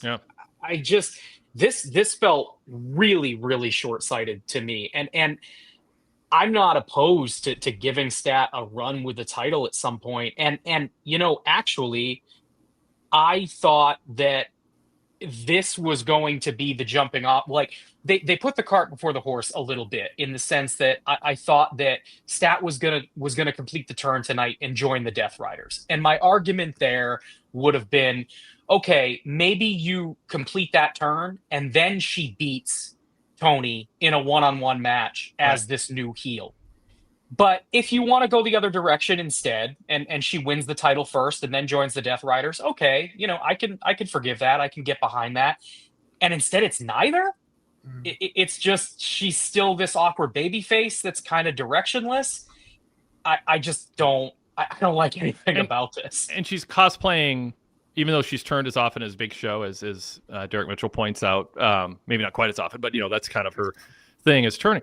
She kind of cosplayed John Cena, the hug with the close up and the dead look on her face, and it's like the kind of swerve or the misdirection that doesn't really serve a purpose unless you're thinking about the performance of it, or I guess in this case just wanted to make Death Riders think they won her over before pulling the rug out from under them. I mean, I guess it has that advantage, but I don't think the fans were like, no, oh, what a relief. I think they were just like, oh, we're watching someone, maybe they're going to turn, maybe they're not. And we kind of like her. But real quick before I throw back to you, Chris, Brandon, you said you liked Stat from the start. What did you like about her from the start that AEW hasn't embraced in a focused, consistent way? Like when you look back from the beginning, like what would you have done different with her? Because there's something you like about her, I assume, not just in a mid-card way, but you say that meaning they could have gotten more out of her with more consistent presentation. I liked the in-ring work. I always thought that the character was an issue, and I had seen Statlander too locally a number of times and thought she was a fun act. But I thought from the start that the character work was an issue for sure. And I figured that when she first came in, I thought a lot of it was just her being green to television, and it hasn't gotten better. It's been how many years now, and it just hasn't. It's been the same. It's stayed the same. And Zach says, "Wait, she got a pop when she clocked Yuta, right? Anybody would, I was just going to say, great heel. When or because? Yes. Adam Kidd says Yuta can go away. By the way, I disagree with that. Yuta's fantastic in his role. Yuta fan club right here. Yep. All right, Chris, go ahead. So I'm a big fan of wrestling theme music, and I think the big issue with Stat tonight was that they changed the music at the pay-per-view, and the new one sucks. And nobody knew it was her. Like, if you didn't order the pay-per-view, you didn't know who that was coming out. Her old music was way better. I think the best connection she had with the fans was when she was the TBS champ, and she came out doing sign language, because that told us something about her. That showed a human side to this character and said this person cares and is a good human on the base. That never went anywhere. I fully expected that we would see Willow turning out of this and joining the Death Riders, because that would have been out of nowhere and would have been a great And she'd twist. be a good heel, because her personality is so off-putting right now to me. But I thought her promo tonight was really good, though, because it but everything she says, like, it's sarcastic condescension to children. Yeah, I think it will make a great heel.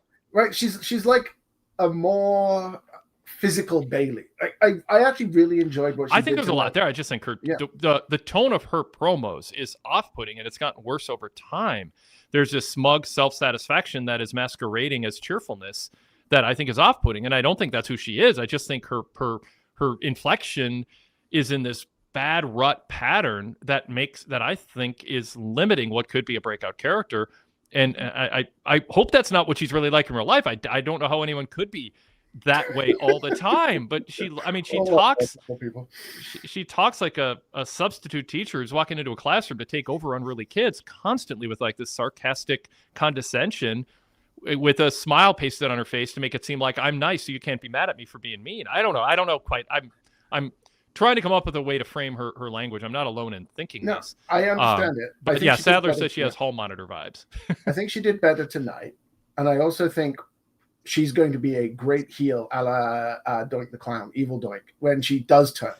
Because she's going to keep this exact same personality, but just do it with a sinister twist to it. Totally. And it's going to be a Waylon Mercy, another great example of that. It's just going to be so good to watch. You will. There's her after a win, her promos. If she's a heel and she wins, there'll be no more heat magnet than her gloating the way she talks right now.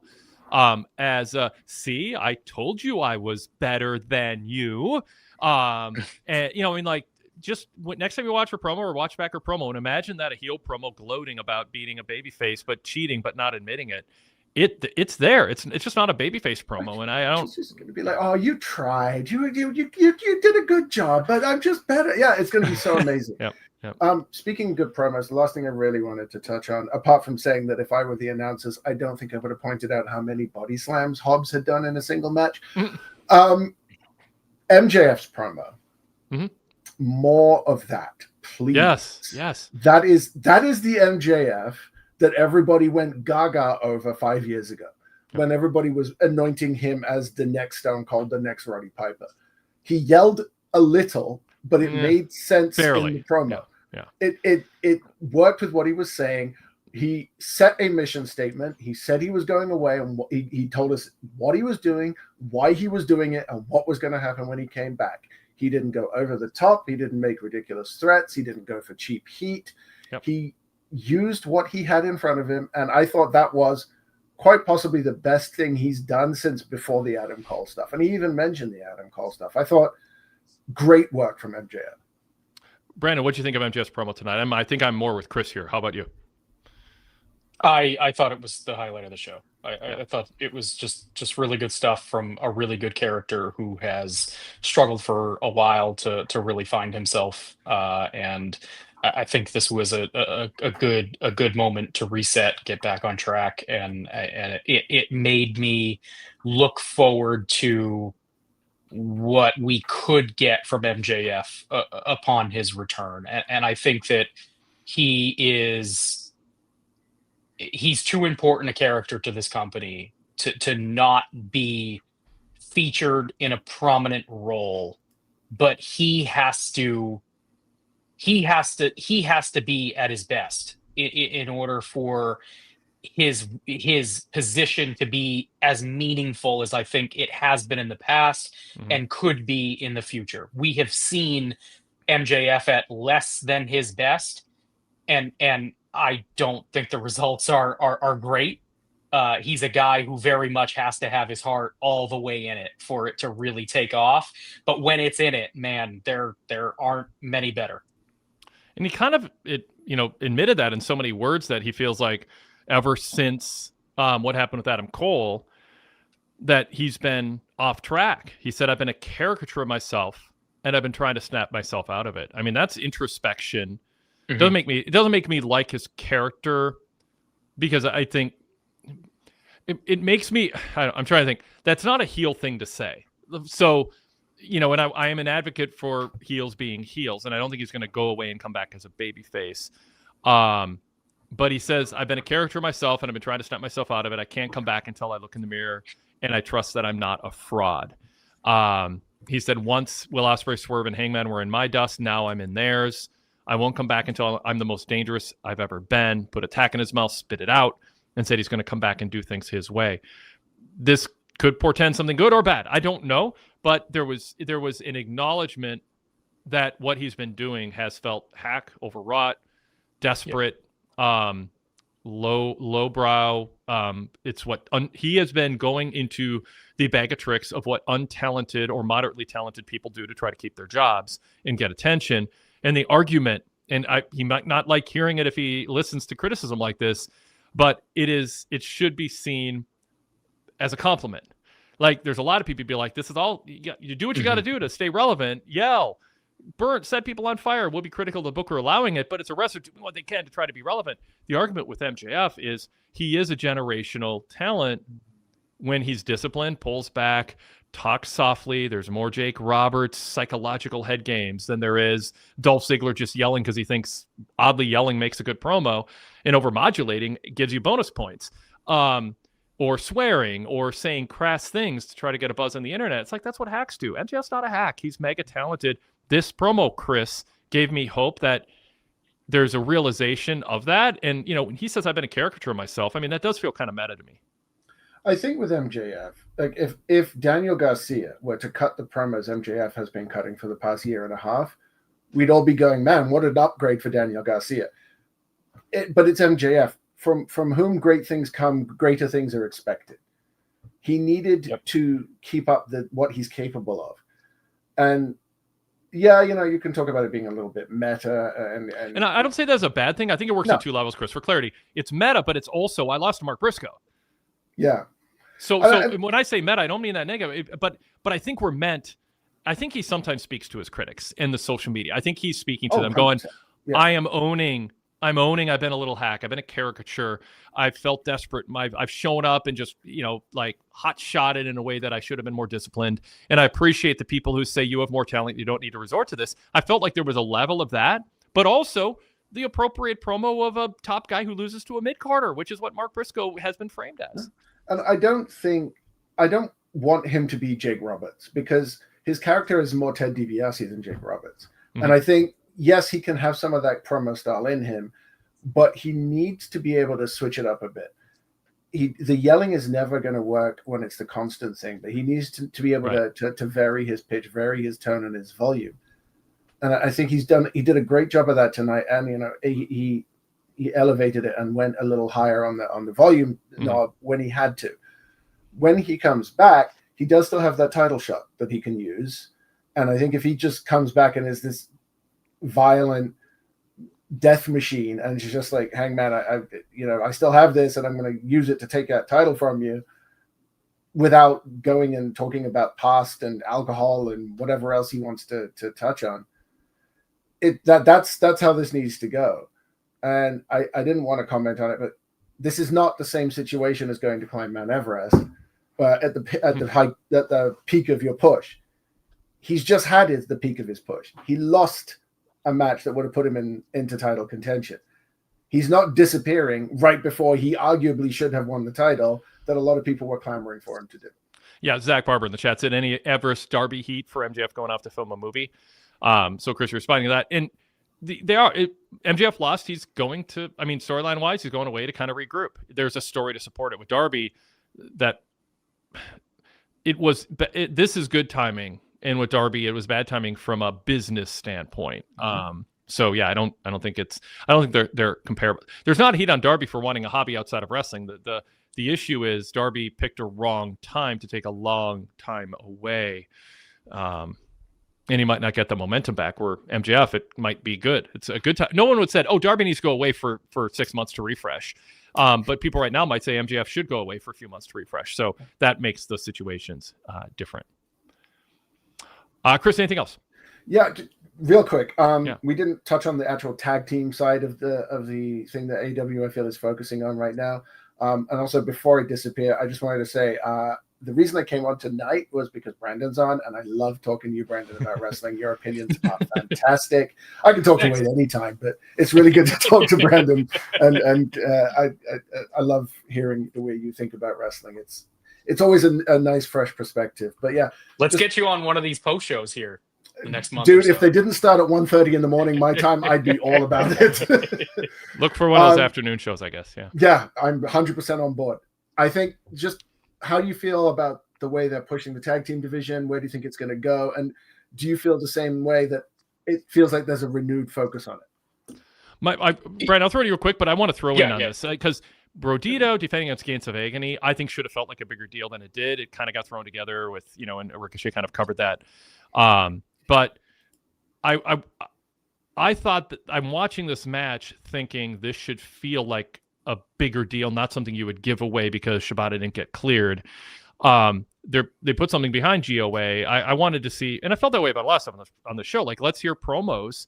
Like Claudio and Bob should have had a promo building that match up, setting the stage for what it was. So I'm just throw that out there. I think they had Brodito as a tag team that they are taking for granted is over without a lot of work, promotional work by Tony Khan and his team.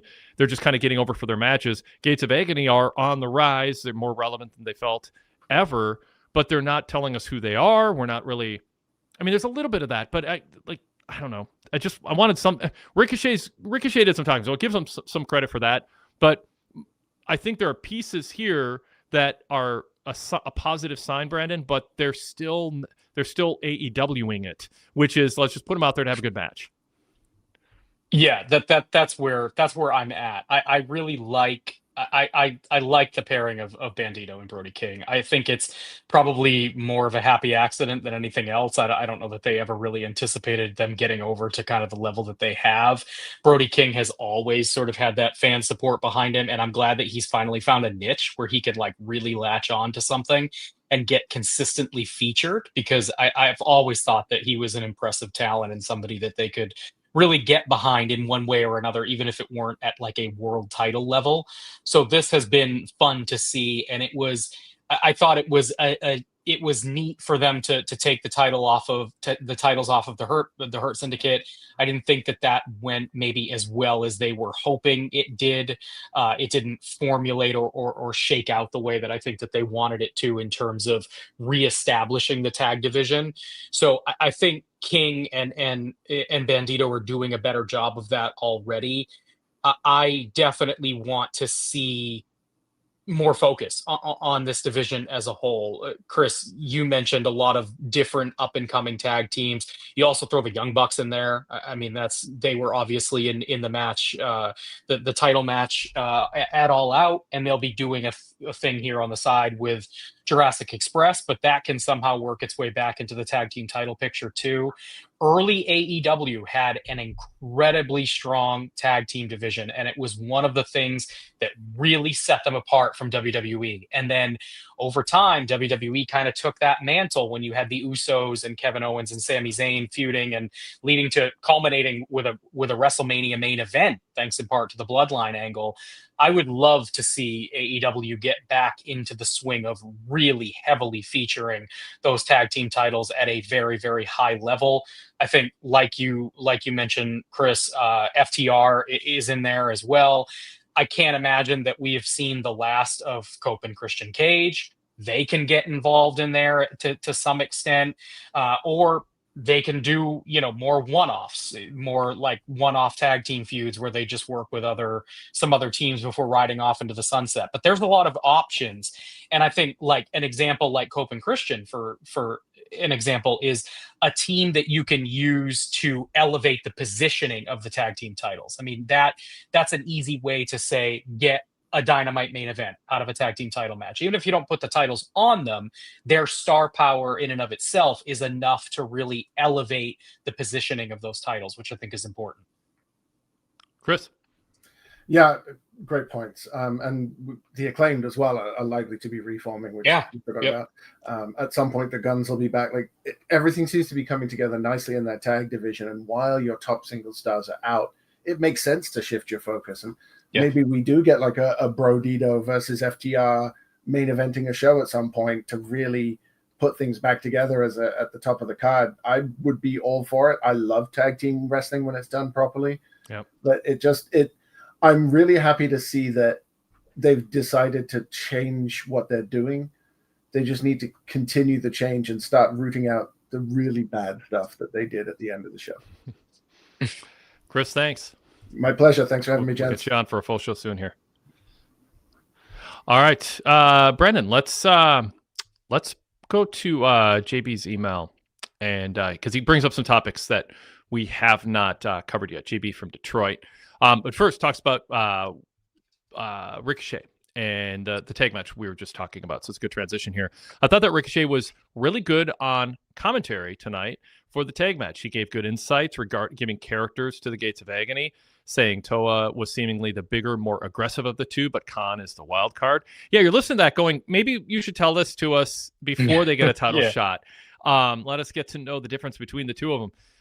And that he's unpredictable. You don't know what he's thinking or what he's going to do. That's exactly what a leader should do for his faction. But you're telling us who they are instead of showing us who they are, and you're doing it during a match instead of making us want to see a match by establishing that. But I mean, I don't think it's it's not like they get an F grade for Ricochet and GOA. I mean, they've had some promo time, but I still, it seems like Ricochet is saying there's some things here that you can establish in other ways. Part of it is a formula of how AEW does things. They just have the outline and the formula of how they book shows, and they don't really leave room for other things that have been done over the decades to establish teams. And there's a wider array of things. It takes a little more elbow grease or a break in the normal format to get across that isn't focused on what matches can we put together that will be good matches. Yeah. All right. Number 2, glad to see Bandito or Brodito really seems to be getting over with the crowd. Yeah. Now do more. I want to see those two interact in other ways. I think there's really creative ways to build upon what fans like in them and not just go, all right, they are who they are. It's like Powerhouse Hobbs. He's just Powerhouse, just who he's been for years. Number 3, Statlander just isn't really all that compelling to me as a character. I hope she's more of a transition champion bridging to Willow. Do you think Statlander's reign is going to be short? I mean, you kind of feel like it may be, especially if they're not intending to turn her. I just don't see what the upside is there. I mean, where do you go? I mean, what's the first challenge for her on the docket? Is it Marina Shafir? Because that's not. I mean, that's not compelling. Yeah, I don't know. I mean, that's a problem. It's just we should have an idea of it, or there should be some things that seem turnkey ready that aren't. But I mean, maybe that's turnkey. But and I don't know. I mean, there's more to be done than just to put Chris in a match against the female member of the Death Riders. But if she beats Shafir, it's not nothing. I mean, the story has been told there. But I do like the idea of Willow being the one to turn heel. It just Willow and Statlander have been off the Dynamite radar telling their story, on the Dynamite radar telling their story, and doing so in a way where I don't think people have any sense that there's a master plan, and that if you put a sequential video package together, that it would all make sense, or even if it did, that you could see crowd reactions being pulled in a direction that the people involved on and off air were trying to direct them to direct their emotions in a way with an ebb and flow. It just sort of feels like we're just, what's our skit idea this week till we get to the point where there's a payoff, as opposed to a real natural ebb and flow to it. So, and I'm totally cool with it being Willow if that's the direction they go. I'm a huge proponent of Willow, have been for quite some time. I like the babyface character probably more than you, Wade, but I do think that there are some nagging annoyances there that might work better as a heel.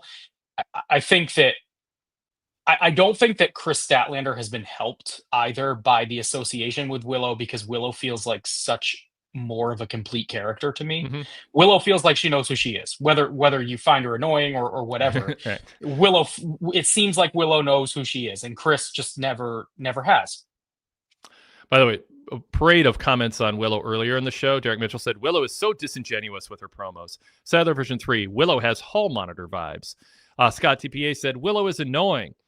Chris J says, Willow asked the teacher if they forgot to give out homework on a Friday. She could be a better version of the original Bo Dallas NXT gimmick. And then Adam Kidd says, I love Willow. And Zach says, geez, I didn't expect this much Willow hate. Zach, stops. By the way, a banned word in like society should be hate, unless it like means the actual definition. Like you actually hate someone, like be criticizing. My little mini rant here. Critiquing somebody because you think they can be better utilized in a different way, or that they're not landing and connecting with an audience, is not hate. Stop using a very powerful word in an indiscriminate, inaccurate way. And I say that to you, Zach, and everybody. Stop saying, oh, he's hating on me. If you're a celebrity and you want attention or you want people to pay to see you, and people are saying there's something about you, your latest album I didn't like, and here's why. It felt like it was phoned in. That's not hate. It's criticizing somebody who wants your money and wants to be famous, and it's the public not being blindly adoring everything that you do. So hate is a triggering word for me because I think it should be saved for, it's a serious word and it shouldn't be used by thin-skinned celebrities or people who are fanboys of people or fangirls of people, saying anybody who dares critique this person in public is a hater. I know I've lost that battle. but I'm going to bring it up every now and then anyway. So you're not a fan of the John Cena moniker? That's what you're saying. No. Rise above, Wade. And people but Zach just uses it casually. It's like, oh, I didn't expect this much hate for her. And I know Zach doesn't think people are actually hate her. I just don't like that the term has been dumbed down to mean I didn't expect this many people thoughtfully critiquing somebody. That's what they're doing. They're not hating on her. And I think Zach knows they're thoughtfully critiquing her. They're not buying into her act, but we just throw the word hate out there thoughtlessly, dulling that very powerful word in the English language. Sadler says, I don't hate Willow. I just think the character's annoying. Bingo. And Chris Lansdale said, yeah, I don't hate her either. I love her. I just think her heel turn will be amazing. Scott TPA says, yes, she'd be a great heel. And I don't think she's like that in real life. All right. Let's go back to JB here. I like the Lee Moriarty video package tonight. I wish we would have seen it like 4 years ago, though. But now is better than never. That's so my point on this. Sometimes they do good things, but it's like that should be you should be doing it before people get a title shot, before people get whether it's GOA or Lee Moriarty. Don't feel like you're cramming for a test every time you want to justify somebody being in a match that you want people to care about on TV. Build it up for weeks, plan it ahead, and tell that story in front of the audience. But it was a nice video. I do get that it probably only happened because they were in Lee's hometown tonight. They could have at least built him up over the last few weeks if they had a match with Hangman in mind for Pittsburgh. Exactly. Do you like that? What do you think of the way they handle it? Because we didn't really talk about the open. I mean, should there be open challenges for the number one title? Should just somebody be able to raise their hand and go, I want the title shot? I mean, it sort of feels like it cheapens how hard so many other people have to work to get a title shot. I'm okay with like a TNT or US title open challenge. Sure. I don't think the world title should be that. Not only that, I mean, like, why just make it a non-title match? I mean, you can do the match. Like, it just seems it seems a little too cute in the sense that it's an open challenge, and oh man, the hometown kid just happened to be the one that got to the front of the line first. Because if they are giving out free world title shots, don't you think that everyone's going to want them? That's what irked me actually, is why Lee Moriarty? Like, is it he just pushed a buzzer first? Is it like Family Feud? Whoever hits the buzzer first, boom, you get to guess. Like, when you say there's an open challenge and it's a freaking men's world heavyweight championship title match, did not 18 other people raise their hand? Like, how did the memo go out? Was the person who replied me first on the chain email or chain text, group text? Like, I just tell us. Like, I want. Zach saying it was Hangman's choice, but I missed that. If they actually spelled that out, I just didn't catch it. Yeah, I didn't either. I thought they said Hangman threw out an open challenge to get a title shot. So yeah, fill us in, Zach. And if he did, but even I guess if a world champion wants to pick an opponent and it's not a tomato can, but like you build it up, build him up like he's ROH Pure Champion. What? That's a whole other issue. Just putting ROH titles in the mix with everything. All right. What is Beth Copeland's role going to be moving forward? This is JB's email still. I assume they didn't introduce her for a simple one-off. My guess is we get an intergender trios match with the Copelands and Christian against FTR and Stokely down the line. Brandon, what do you think of the follow-up on that? The interaction with Copeland and Christian. Poor Christian has no family, and Copeland's warming up to him. Does it feel realistic that because of the totality of their history, Copeland would forget about some of the nasty stuff and violent stuff Christian has done? Or do we kind of work that into the way pro wrestling works? Yeah, it's more of the latter. I mean, I can forgive it. I mean, I'm certainly a Edge and Christian or Copeland and Christian apologist to some extent. I mean, I like seeing them back together. I don't need to see them in a main event scenario or anything like that, but I like the notion of them going out together and kind of doing things that they want to do. So I was fine with it. No harm, no foul at this point. I thought the FTR promo was solid for the most part. Yep. Stokely can be annoying, but he's also funny on occasion. And his goal is to be annoying.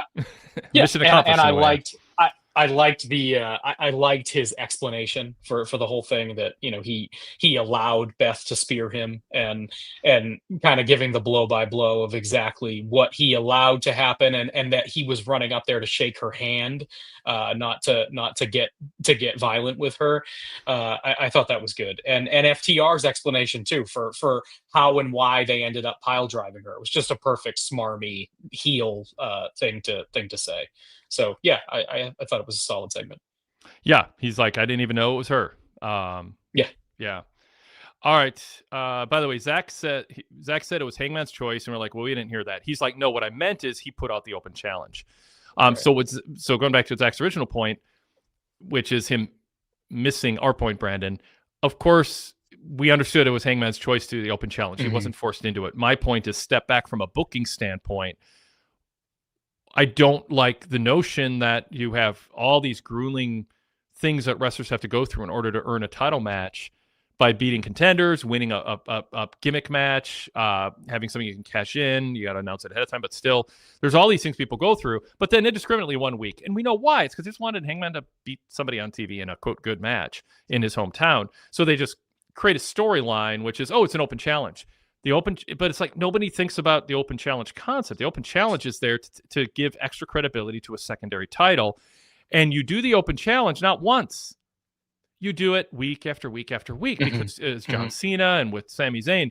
You want to prove this. I want to define this title reign by having open challenges week after week. When you're the world champion, you don't have that chip on your shoulder that your title doesn't have value. It has innate value as a number one championship. And if it's protected, it shouldn't be something where you're giving away a title shot to some rando secondary champion on an off-brand or a mid-carder every week for a series of weeks. So if you're not going to do that, which you should if you're going to do the concept, but you shouldn't do it because a world title shouldn't be defended against randos every week, you shouldn't start the whole process, because you either do it right or you do it wrong. Either way, it's not prestigious for the world title, because the people who really have a chance to win are having to actually earn title shots in a more legit, elaborate way.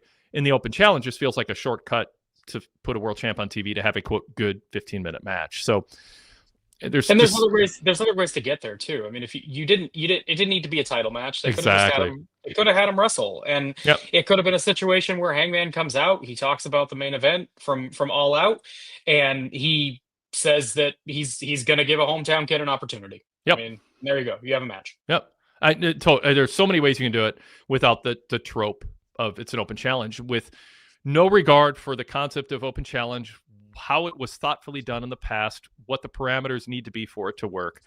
I mean, there's many ways to have somebody get a title shot against a champion. It doesn't have to be for the title, and there should be some sort of a story that makes sense other than the tired trope, open challenge. Oh, open challenge. It's like that's just a catch-all to fill 15 minutes of TV time. All right, back to JB's email. Oh, do you think Beth Phoenix that we get the 6-person tag? I don't know if you. Yeah. Seems likely. Yeah. MJF's Come to Jesus pre-tape promo is one of his better ones in a while. A truly dangerous MJF is exactly what I want to see when he returns. Well, what, setting people on fire? I want a different kind of dangerous. I want him to be a wrestler who is presuming to or presents himself as winning with honor to prove he's the best. And if he's still a heel, when he comes up short, he's going to cheat, or when he wants to take a shortcut, he cheats, and then he denies it. It's simple. Be dangerous in the ring, but don't do hack angles, setting people on fire. But he says, when he returns, let's drop the comedy and the wordy promos for a long time.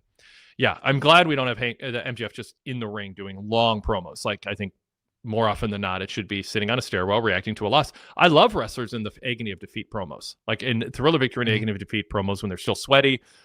You know, I mean, you can pull the thumbtacks out of your arm. That's fine. I don't know how many people would sit there and wait for the cameras to roll and leaving thumbtacks in you, but whatever. I get the visual. All right. Did anyone know that Hologram was 34-0 before Fletcher mentioned it tonight? The record doesn't really matter if no one cares about it, or the wrestler, or if they care about the record or the wrestler with the record. Perfectly fitting that Jurassic Express return next week on the 6th anniversary of Dynamite. I thought about that. I'm convinced one of the reasons Toni Storm so suddenly and unceremoniously dropped her AEW Women's title is because she and Mina are going to be the inaugural AEW Women's Tag Team Champions. And finally, so the Stat Death Rider storyline dragged on for weeks and weeks, only for Stat to shove Yuta to the ground in anticlimactic fashion and then run away. I'm really not sure that the payoff was worth the screen time for a random mixed tag team match. Wait, do you have a fear? Because I do. With AEW's propensity for swerve booking for the sake of swerve booking, that she will still turn and join the Death Riders even after tonight. Yeah, I think that could happen. and if there is a reason for that swerve, for that misdirection, that makes story. Basically, every wrestler who does anything, there should be something that they gain within the world if it were a real world. They shouldn't gain something because it got a crowd pop or a buzz on social media, or it added a little twist. And, you know, FTR were guilty of this back earlier this year, where there was just a misdirection for zero reason. Like, everything should pass the test of, if this were real, is this how people would act? So there has to be something about what Statlander did that makes sense. Now, if it is to lull Willow into a false sense of security, okay, maybe that works. But please make sure that's there and it doesn't come across as, well, we just thought it would be fun to misdirect people for a week or two before she ultimately turned, without where she has nothing to gain from it as a character within the storyline. Yeah, I'm even fine with, let's say, Wheeler Yuta just continues to work at her, and you know, says no harm for hitting me, whatever, and they go down that path for 5-6 weeks, whatever it takes, and eventually they just wear her down. But what I'm worried about is she just hits Harley Cameron next week, just because. Right. Exactly. So if, like, let's say Statlander loses her title quickly to Willow, and she's frustrated, and Yuta comes out and says, "You know why you lost? Because you're being nice. The Death Riders aren't nice. And deep down, you don't want to be nice. You're nice because you're trying to please other people. But deep down, you're tired of being nice." I mean, that Moxie can give the promo. Danny Garcia, who's been through that, can go. Danny could be the guy who finally turns her. Like, Danny could go, "Come here, Stat." Talks to her off camera. Maybe you do the Paul Levesque special where Renee's interviewing somebody, but in the background, Garcia's talking to Chris. And the body language says, Chris is like, "Get away from me." And Danny says, "Da da da da." And Chris is like, "Okay." And then she kind of, you know, don't literally rub your chin, but like, she's like, "Oh, those were words for thought." You know, like, you can tell a story where Garcia's like, "I've been in your place. I resisted, but it's not worth it. You stopped being nice. You lost the title because you're like," so yeah, that's totally fine. My worry isn't that they don't have a really good story that will make sense. My worry is they don't have a good story in mind, and this is just a misdirection to do something shocking next week. Yeah. Zach says, "This sort of felt definitive. They've been at this for weeks at this point. A decision needed to be made." But I think you can have this be a definitive decision tonight. But when Statlander loses her title at Wrestle Dream to Willow or whatever, you know, just then all of a sudden she's susceptible to the pitch again, as you said, Brandon. You know, that the pitch, there's a relentlessness now that the situation has changed. She tasted the top. It got taken away. It would be believable that she would then side with the Death Riders. And nothing she did tonight would disqualify that from being believable. Because a lot of people, have resolutions to be great people and do things the right way, and then it doesn't work, and then they take shortcuts, and that's part of the human condition. Brandon, anything else from tonight's show you want to bring up? Orange Cassidy's return. I don't think so. Any thoughts on how that was handled? I thought, I'm not the biggest fan of Mark Briscoe. I think he has a place in the mid card, but I thought that him teasing the return was cute. I mean, everybody kind of knew, and you kind of gave it away, but it was done in a cheeky sort of way. I thought that was fine. Mm-hmm. How about? And I like Orange Cassidy. I think I think they've missed him. Yeah. How about Powerhouse Hobbs? Why did he have this match? What did he gain from it? I mean, he just feels like he's been walking backwards on one of those electric people movers at the airport. Just he's in the same spot. He no-sells. He does body slams. He does clotheslines. And then he brushes off people hitting him. And we know, and once a year, he gets 2 or 3 weeks of a vignette that defines his personality every year or two. And then nothing happens. And he gets injured, or Mox likes him and Claudio likes him, so he gets a showcase TV match. There's no journey he's on. There's no personality development there. There's nothing about him that feels any different than 3 years ago. And that's a bummer, because I think there's a story to tell with him. But wrestling-wise in the ring, I mean, I'd like to see more than 1980s, I'm a big muscular man, I'm going to no-sell everybody, and then doing clotheslines and body slams. I think he needs to grow past that also as a character, that and the snarl. I mean, that's cool. His lip can do that, but it doesn't mean he should lean on it as a defining beginning and end of his entire character. Yeah, this kind of just felt like a way to further the situation with the Ops and the Death Riders. It felt rather nondescript. Aside from that, I mean, Hobbs doesn't feel like he's one of those big guys that just doesn't really have he doesn't strike fear in anybody, and that's just the way that the booking has casted him. Essentially, I feel the same way about like Big Bill. Huge guy, doesn't really strike fear in anybody. I mean, it's just the way that they've been booked over time. But we'll close with this is like the ultimate Zach Barber response in the chat. So Wade wants to see Hobbs do a swanton next week. LOL. I know he put LOL at the end. He knows he's being silly, but I want to see Hobbs have an actual story and his character develop and have more matches that feel like more than just a power wrestler, no selling people doing. I mean, they're like all they do is he's a body slam specialist and then he's clotheslining. I mean, just like do more. But no, I am not a fan. I didn't even like Bam Bam Bigelow doing top rope moonsaults. Like I don't like Eric or Ivar, whoever it is, doing cartwheels. Like big guys should wrestle. I mean, there can be strategic exceptions, and you can make an argument with Bam Bam Bigelow back in the day that he was, that was a defining thing that wasn't done much. But I don't let big guys be big guys doing big guy things, and let them power wrestle. But let's expand beyond no selling chops, snarling, and doing body slams and clotheslines. Like tell stories in the ring and expand that. So, yeah, it always felt to me like AEW has their fair share of big guys who stand out more than they do in WWE because they also have so many wrestlers who are smaller in stature, but they've never booked them like big guys. They're just sort of there to get meat chance. And I don't mean the style that they wrestle. Like obviously Hobbs wrestles a larger man style. It's just the presentation and the booking. They tend to go 50-50 with a lot of guys who might even be quite a bit smaller than them. And again, it all goes back to Tony Khan's propensity for wanting these 10, 15, 20-minute good matches, no matter what. So none of these big guys ever really get an opportunity to stand out. I think that's why for a little while there, with the way that they were being booked, the Hurt Syndicate was standing out so much because they were being booked true to their size, that they were just much larger in stature than everyone else they were in the ring with. Yep. All right, everyone, you can get a 7-day free trial on Patreon or Spotify. Search PWTorch VIP and get a 7-day free trial. Unlock VIP shows. You can catch up on our VIP exclusive podcasts following All Out and WrestlePalooza this weekend. I hosted both, and they're VIP exclusive. You get this version of the show in a podcast with commercial breaks, skipped right past. So it's a streamlined listening experience.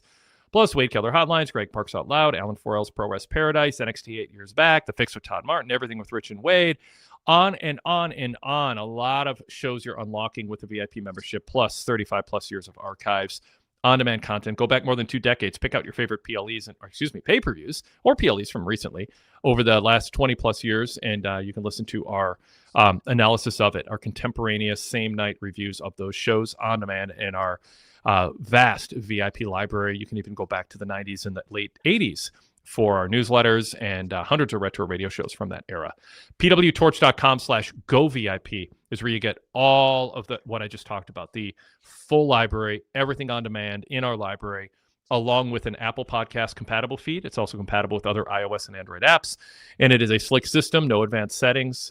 You'll be assigned a unique URL with your membership. It'll be good as long as you're a member, and you don't have to go to advanced settings or anything like that. It works on a ton of podcasts. It's a very slick setup. Plus, you get access to our ad-free version of our website with daily content, news, editorials, flashbacks, and more. PWTorch.com/GoVIP. PWTorch.com/GoVIP for full details on that. If you made it to the end of the show, you're a fan of our approach covering wrestling, dive in for all of it and support a small business that relies on your support to keep doing what we do. Brandon, thanks again. Wonderful having you on. We'll do this again soon. Yeah, thanks. Excellent. Thanks, everybody in the chat. Really fun conversation, as always. And if you didn't yet, check out the flagship from yesterday. Rich Fan joined me, and you're welcome to check that out. Just search Wade Keller in any podcast app, and you'll see the blue logo show up.